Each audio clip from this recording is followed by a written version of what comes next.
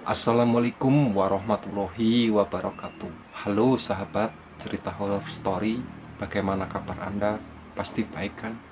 Di kesempatan kali ini saya akan menceritakan sebuah cerita yang berjudul Panggilan Telepon dari Kamar Mayat.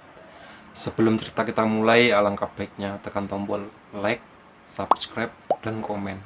Oke, tanpa lama-lama kita mulai. Sebelum cerita kita mulai, kita masuk ke prolognya dulu ya. Udin seorang satpam yang baru kerja di rumah sakit, sering mendapatkan panggilan telepon aneh. Asalnya dari kamar mayat. Panggilan itu terus mengganggunya saat shift malam. Hingga akhirnya dia memberanikan mengangkat teleponnya. Terdengar suara tangis perempuan dari balik telepon. "Tolong, tubuhku sudah mulai rusak," ucap suara itu. Yuk, bagaimana ceritanya selanjutnya? Langsung saja. Oke. "Din, gue keluar dulu ya, mau makan," ucap Karno. "Siap mas," balasku. Din, kalau ada telepon gak usah diangkat." "Kenapa emang mas?" "Pokoknya gak usah," balas Karno seraya berjalan meninggalkan pos satpam. Mas Karno sudah berjalan di rumah sakit ini selama 5 tahun, sedangkan aku baru hari ini mulai bekerja. Entah kebetulan atau gimana, hari ini pertama kerja malah kebagian shift malam. Shift malam di sini berbeda sekali dengan tempat kerjaku sebelumnya. Di sini lebih sepi, hanya ada beberapa suster atau keluar pasien yang lalu lalang. Kring. Mataku langsung tertuju pada telepon di atas meja. Siapa sih malam-malam telepon? Ngagetin aja. Gumamku seraya berjalan mendekati di meja. Angkat gak ya? Pikirku setelah teringat ucapan Mas Karno tadi. Angkat aja deh. Siapa tahu penting. "Halo," sapaku, tapi tidak ada jawaban. "Halo." Masih tidak ada jawaban. Tut tut tut. Tiba-tiba telepon terputus. Paling kerjaan Mas Karno. Gumamku pelan, lalu kembali duduk di kursi dan menonton TV. 20 menit kemudian Mas Karno sudah kembali ke pos satpam. "Gimana Din?" tanyaku. "Gimana apanya?" balasku. "Ada yang telepon gak?"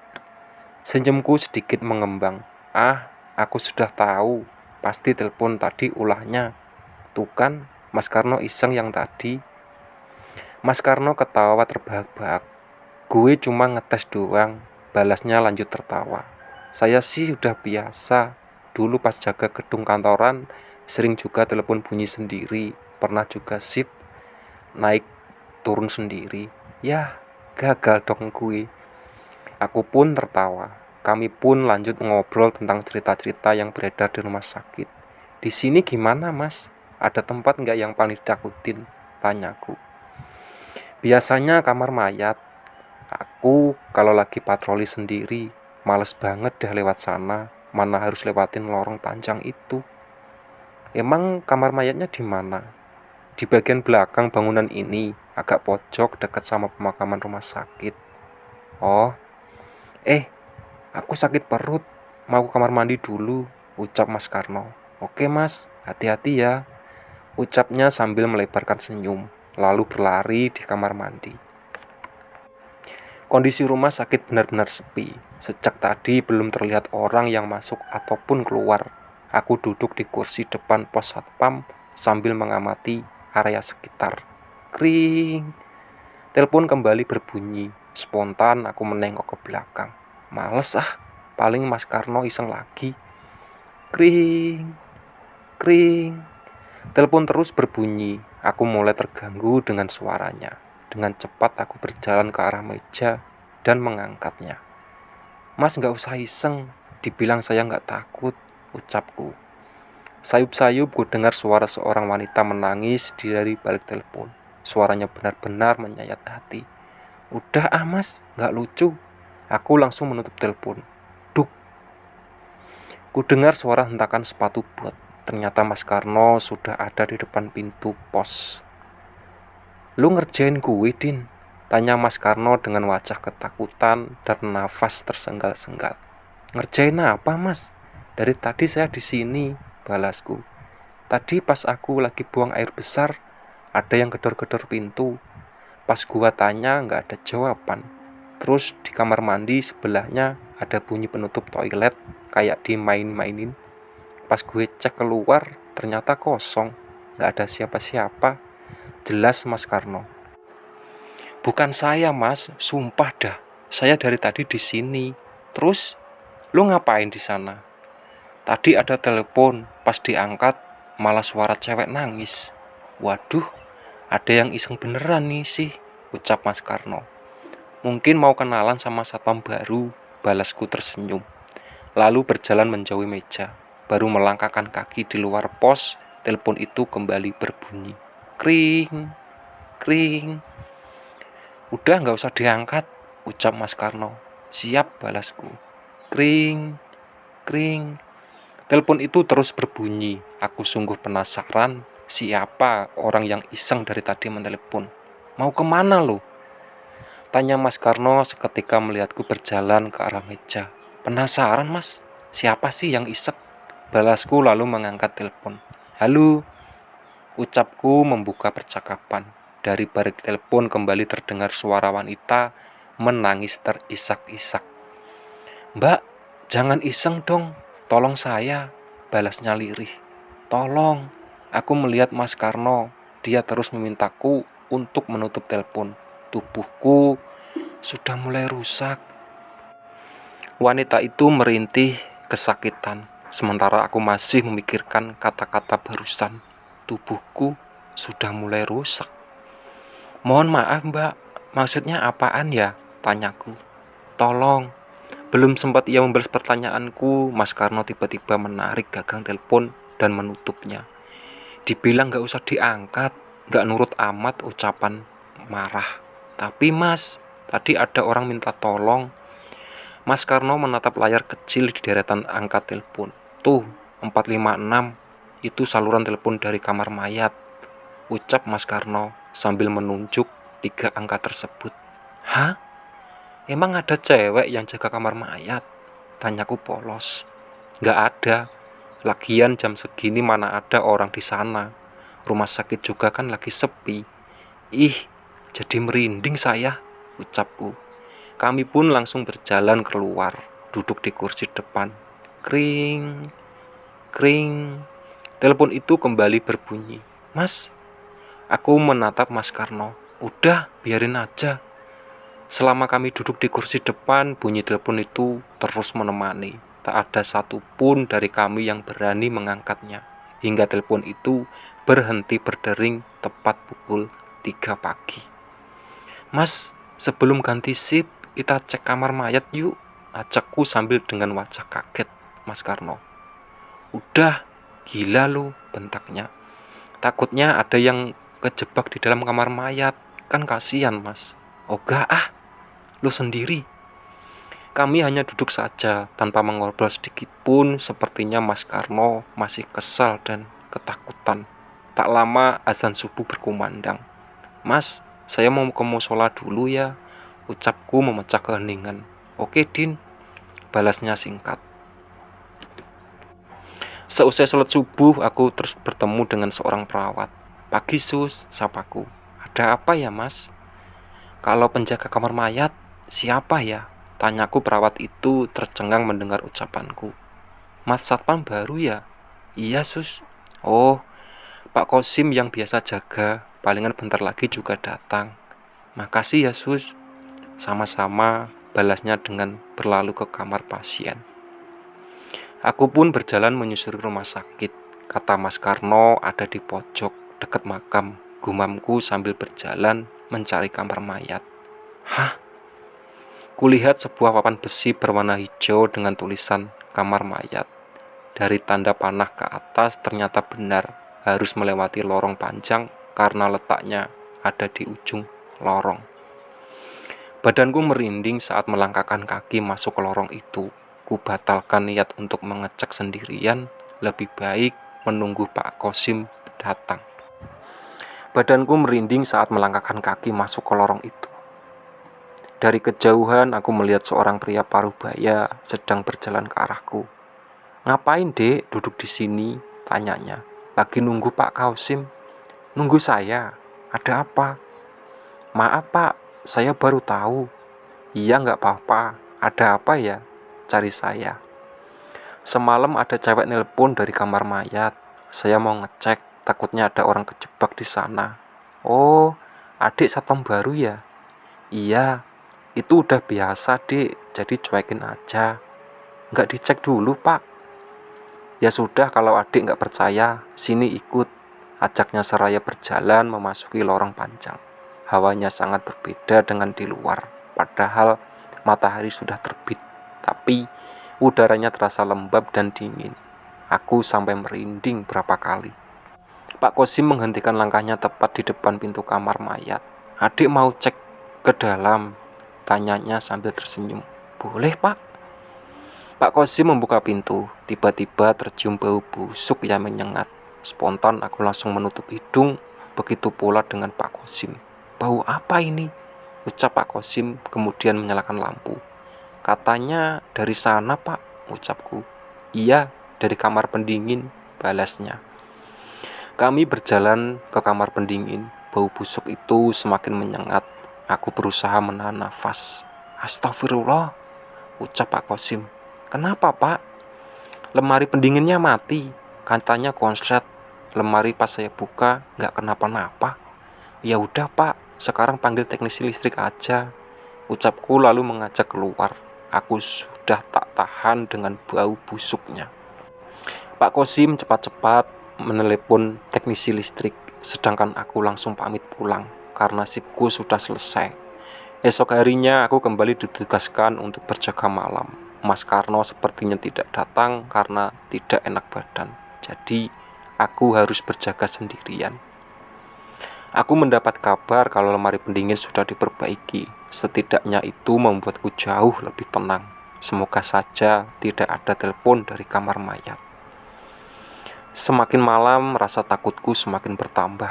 Apalagi setiap melihat gagang telepon di atas meja. Sampai akhirnya aku mempunyai ide untuk mencabut kabel telepon itu. Namun tiba-tiba ring, ring. Telepon itu berbunyi. Kuperhatikan nomor yang tertera di sana. Angkanya 456 alias saluran telepon dari kamar mayat. Bagaimana bisa ada telepon masuk, padahal kabelnya sudah kucabut? Aku masih berdiri sambil menatap telepon yang terus berbunyi. Nomornya masih sama dari kamar mayat. "Mas," sapa seseorang mengagetkanku. Aku menoleh, ternyata sudah ada seorang perawat berdiri di depan pos. "Lagi liatin apa? Serius amat?" tanyanya. "Anu, Mbak, saya lagi liatin telepon dari tadi bunyi," balasku seraya menghampirinya. "Ya angkat aja, siapa tahu penting." "Kabelnya sudah saya cabut, Mbak." "Loh, kok bisa bunyi?" Makanya saya heran.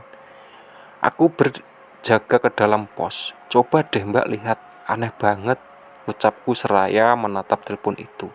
"Mbak," aku menoleh ke belakang. Ternyata perawat tadi sudah menghilang. Astagfirullah. Spontan aku beristighfar sambil mengedarkan pandangan mencari keberadaan perawat tadi. Sementara itu, telepon masih terus berbunyi. "Baru kerja 2 hari aja udah begini," gerutku, seraya duduk di kursi depan, tetap tidak mempedulikan panggilan telepon itu. Dari kejauhan terlihat Pak Kosim sedang berjalan keluar rumah sakit. "Pak," sapaku seraya berjalan ke arahnya. "Iya, Dik, ada apa?" balasnya menghentikan langkah. "Tumben, jam segini belum pulang." "Masih repot, Dik, urus kamar mayat." "Bukannya pendinginnya sudah nyala?"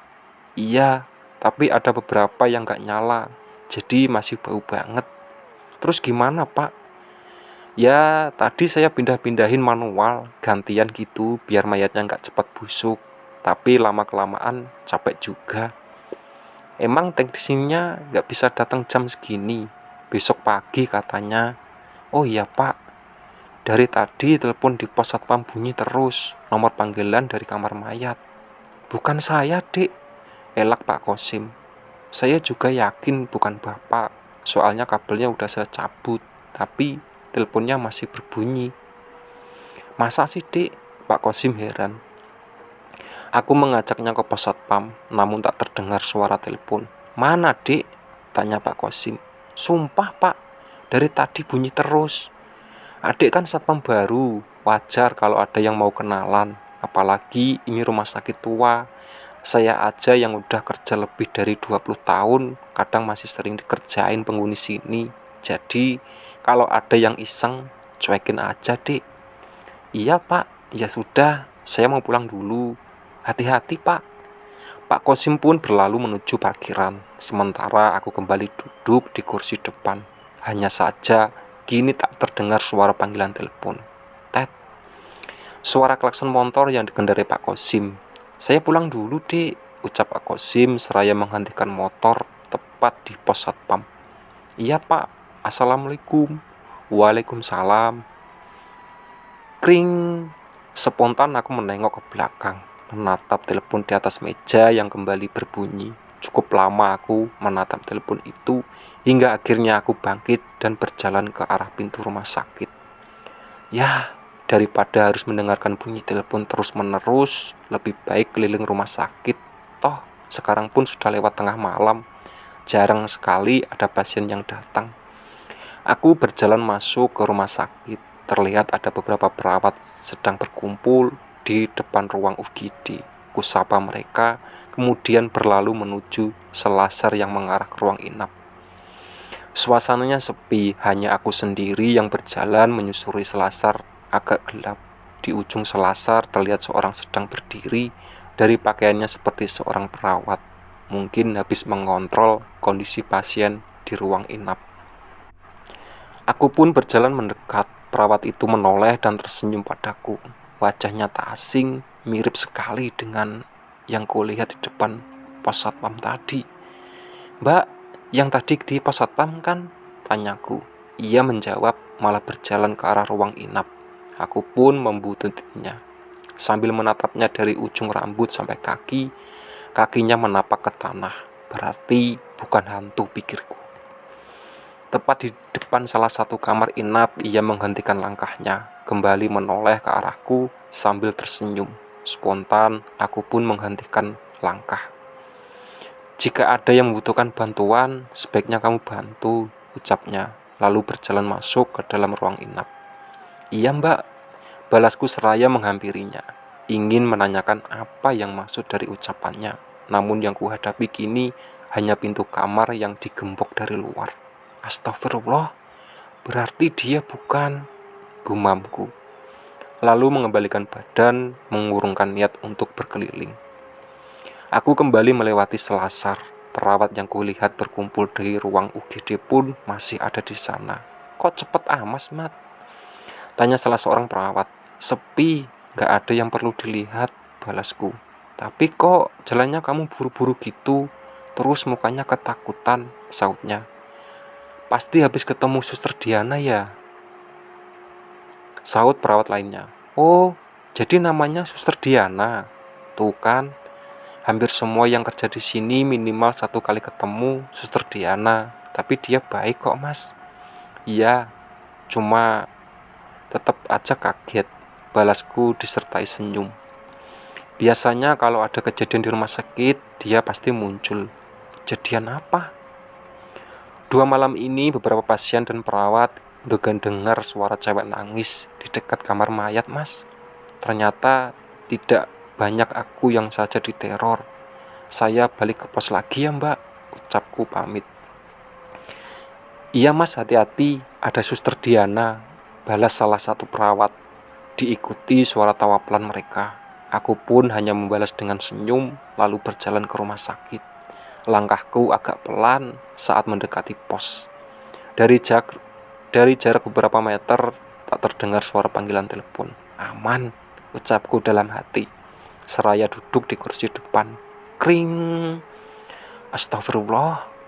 Baru nafas sebentar, gerutuku. Kesal sekaligus penasaran membuat bangkit dari kursi dan mendekati meja. Saat gagang teleponnya ku sentuh, suaranya menghilang. Namun ada hawa dingin yang kurasakan tepat di belakang leher. Hawa dingin yang menempel di kulit hingga membuatku merinding. "Bantu saya," bisik suara wanita tepat di belakangku. Tubuhku bergeming, hawa dingin masih bisa kurasakan di belakang leher dan telinga. "Bantu saya." Wanita itu kembali membisikkan sesuatu. Hembusan nafasnya bahkan sukses membuatku merinding. Aku memejamkan mata, lalu mulai merapal doa dalam hati. Tak lama hawa dingin itu pun menghilang. Perlahan ku membuka mata dan memberanikan diri menengok ke belakang. Tidak ada siapa-siapa. Bergegasku berlari ke luar pos menuju warung kopi di seberang rumah sakit. Selama lebih dari 1 jam, aku duduk di sana dan mengobrol. Tak sadar sudah 3 gelas kopi yang kuhabiskan. Sekitar pukul 3 pagi, aku baru kembali ke pos. Berharap seperti hari sebelumnya, gangguan itu menghilang pada pukul 3 pagi. Kuedarkan pandangan mengamati area dekat pos, tidak ada siapa-siapa. Begitu pula di dalam pos. Serasa dirasa aman, aku kembali duduk di kursi depan sambil terus berdoa di dalam hati. Waktu berjalan begitu lambat. Rasa cemas bercampur takut membuatku sering celingak-celinguk tidak jelas. Terkadang berdiri dan berjalan ke arah pintu rumah sakit, tapi tidak masuk ke dalam. Sebentar lagi subuh, ucapku dalam hati sambil menatap jam di lengan. Setelah memastikan tidak ada pasien yang datang, dengan langkah cepat aku menuju musola. Sesampainya di sana, kondisi masih sepi. Hanya aku saja yang duduk menunggu waktu subuh. Sesudah sholat subuh, rasa penasaran membawaku ke kamar mayat. Bulu kuduku meremang, padahal hanya berdiri sambil menatap lorong panjang menuju kamar mayat dari jauh. Puk! Seorang menepuk pundakku. Sukses membuat jantungku nyaris copot. "Ngapain di sini, Dek?" tanya suara yang tentunya sudah ku kenal. "Pak Kosim." "Astagfirullah, Pak. Saya kaget banget loh," balasku secara menoleh ke arahnya. "Lagian, pagi-pagi gini ngapain liatin kamar mayat?" "Semalam ini saya diteror sama telepon dari kamar mayat, Pak. Bapak juga tumben pagi-pagi gini udah datang." "Saya sendiri nggak bisa tidur, Dek. Kepikiran sama lemari pendingin yang mati terus." "Bapak nggak diteror?" tanyaku. "Saya sudah biasa sama begituan, Dek. Makanan sehari-hari." "Pak, saya mau balik ke pos dulu ya. Takut si Mahmud datang, antar kaget nggak ada siapa-siapa." "Nggak mau ikut nemenin saya ke dalam?" tawarnya sambil menuju ke kamar mayat. "Enggak, Pak. Makasih," balasku disertai senyum. "Saya ke pos dulu ya, Pak," ucapku pamit. "Iya, Dek." Sesampainya di pos, terlihat Mahmud sudah berdiri di depan. Ia menatapku kesal. "Kemana aja lu, Din?" "Habis sholat subuh," balasku. "Sholat subuh lama bener, sampai jam 6. "Ketiduran tadi, Mut." "Pantasan. Itu telepon apa dicabut kabelnya? Kalau ketahuan bisa dimarahin lu, Din." "Oh, habisnya semalam ada yang iseng, jadi cabut aja." "Iseng gimana?" "Telepon salah sambung." "Kok bisa?" "Ya nggak tahu," elaku. "Dah, gue mau balik dulu, Mut. Hati-hati, ada telepon salah sambung." "Ada-ada aja lu, Din." Aku pun pulang ke kosan. Sehabis maghrib, aku kembali ke rumah sakit. Terlihat Mas Karno sudah berdiri menyambutku di depan pintu gerbang. "Udah sehat, Mas?" tanyaku. "Udah." "Emang sakit apa sih, Mas?" "Meriang, panas dingin gitu." "Masa baru dikerjain begitu udah sakit sih, Mas?" ledekku. "Emang dari kemarin udah gak enak badan, Din," saatku kesal. Kami pun berjaga ke pos. "Semalam aman, Din?" "Aman, Mas. Tuh, telepon kagak bunyi lagi." "Enggak, Mas," balasku sambil menatap telepon. Dalam hati berharap semoga malam ini tidak ada panggilan telepon lagi. "Mas, saya ke dalam bentar ya." "Mau kemana, Din?" "Kamar mayat." "Mau ikut, Mas?" tawarku sambil tersenyum. "Kagak dah, lu aja sendiri." Kirain. Aku berlalu berjalan ke dalam rumah sakit. suasana tidak sesepi kemarin. Sesampainya di depan lorong panjang, terlihat pintu kamar mayat sudah tertutup rapat. Lampu di dalamnya pun sudah gelap, berarti Pak Kosim sudah tidak ada di sana. Saat ku membalikan badan, tiba-tiba bulu kuduku meremang, diikuti aroma bau busuk yang menyengat. Buru-buru aku pergi dari sana tanpa sedikit pun menoleh ke belakang. Malam berlalu begitu cepat, kini sudah pukul 11 malam. Kami lalui tanpa sedikit pun gangguan. "Din, tolong anterin ibu ini ke ruangan mawar," ucap Mas Karno saat aku baru saja melangkahkan kaki di depan pos. "Ya Allah Mas, baru aja balik dari dalam," keluhku. "Olahraga Din," balasnya tersenyum lebar. "Olahraga tengah malam," sautku. "Yuk Bu, saya antar ke dalam," ucapku pada seorang ibu paruh baya yang berdiri di dekat Mas Karno. "Din, sini dulu." Mas Karno memintaku untuk mendekati. Aku pun melangkah mendekat. "Apa Mas?" Mas Karno melangkah lebih dekat. "Awas, jangan dibawa ke kamar mayat," bisiknya. "Ntar saya minta penghuni sana temenin Mas di sini," balasku pelan. "Jangan gitu." Mas Karno memukul pelan perutku. "Dah, sana antar, jangan lama-lama." "Lama juga nggak apa-apa Mas, kan ada yang nemenin," sautku seraya berjalan di arah pintu rumah sakit. Sekembalinya mengantar ibu itu, aku bertemu Mas Karno di lobi rumah sakit. "Din," panggil Mas Karno. "Loh, Mas ngapain di sini?" tanyaku heran. "Pos siapa yang jaga?" "Di pos ada orang kok, dia lagi nungguin lo." "Hah? Siapa Mas?" "Kakak tahu, yang jelas cewek cantik lah. Buruan, samperin sana." "Mas nggak bohong kan? Atau ngeprank?" "Kagak Din, gue serius." "Terus Mas mau kemana sekarang?" "Mau ke toilet, buang hajat." "Oh ya udah deh, saya ke pos dulu." Aku berjalan dengan cepat menuju pos. Dari kejauhan memang terlihat ada seorang wanita berambung sebahu sedang berdiri di dalam pos. Saat kakiku melangkah di depan pintu pos, wanita itu terdehem. "Mas," panggilnya dengan posisi membelakangiku. "Maaf Mbak, ada apa ya nyari saya? Bisa bantu saya?" Aku mengerutkan dahi, suaranya seperti pernah ku dengar sebelumnya, namun aku lupa di mana. Ia mengembalikan badan, wajahnya terlihat pucat sekali, seperti mayat hidup.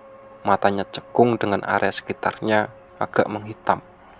"Tempat saya bukan di sana Mas," ucapnya.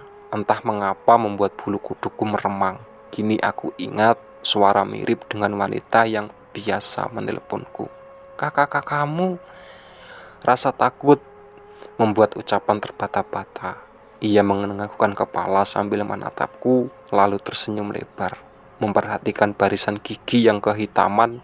Tak lama tercium bau busuk yang menusuk hidungku. Oke ya, itu tadi cerita dari panggilan telepon dari kamar mayat. Ditunggu part selanjutnya. Oke, jangan lupa dukung channel ini dengan menekan tombol like, subscribe, dan komen agar channel ini selalu menghadirkan konten-konten yang berkualitas. Oke.